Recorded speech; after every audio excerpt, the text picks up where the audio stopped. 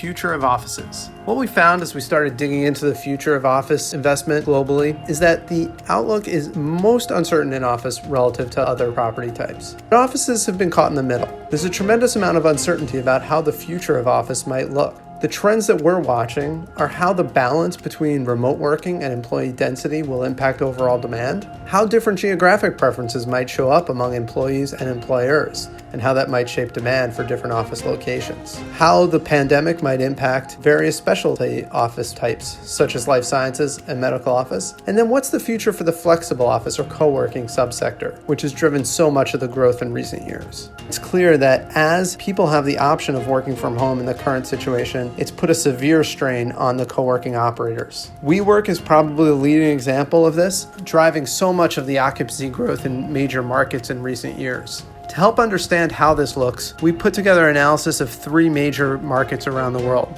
London, Sydney, and Manhattan. And then we segmented those markets into various sub-markets within each and looked at how much co-working was there and what the impact might be if high-risk and medium-risk flexible office operators vacate that space. What we saw as we put together the geographic analysis, though, is that submarkets with a concentration of co-working tenants are more likely to be the tech-driven submarkets. This includes Midtown South in Manhattan and the South Bank area of London. What's interesting as we went through that is while the stress in the near term on flexible office operators is severe and is likely going to cause some to go out of business or at least close a significant number of locations, the long-term outlook for flexible office is actually strong. The value of flexibility to tenants has been driven home even more. And as companies look to find alternative ways of occupying office, whether it's by day, by week, bringing together employees for discrete amounts of time, we expect that long-term demand for flexible office will rebound.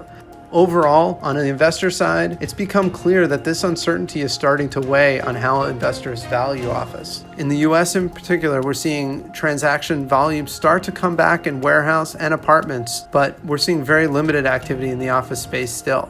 A final thing we've been focused on in the office space is trying to understand how capital is going to be used in the office space. In recent years, there's been a tremendous push towards amenities, places where employees can connect, coffee shops, gyms, all part of the offering of the office building as employers seek to make office space an amenity delivered and a reason to differentiate working at that firm versus others. Many of those amenities are going to remain closed. But as we look ahead further, is there going to be more emphasis on wellness-oriented amenities? Is indoor air quality going to come to the fore? Or will we see a quick rebound towards gyms and other things that help employees connect? Because that is going to be the reason that people come back to the office, is that connection to fellow employees and colleagues.